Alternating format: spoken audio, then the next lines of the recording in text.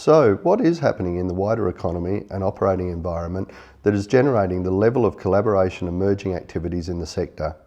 Firstly, for many not-for-profits providing human services, there is significant pressure to ensure they support user choice and control, adapt to individualised funding, and represent value for money.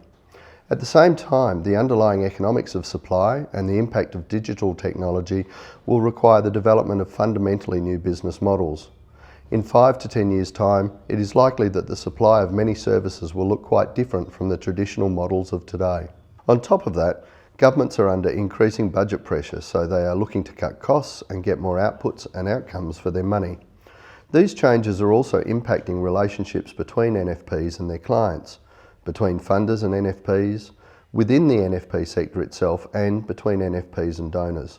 Organisations that were collaborating may now find themselves as competitors.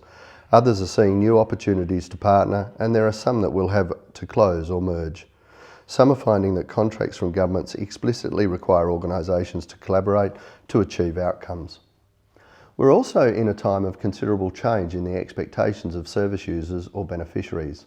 A good example of this change is the shift to residential aged care and disability services.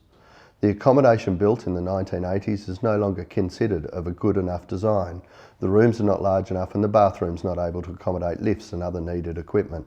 This means complete rebuilds. We are also seeing increased expectations from beneficiaries, clients, funders and philanthropists of the quality of governance and leadership of organisations.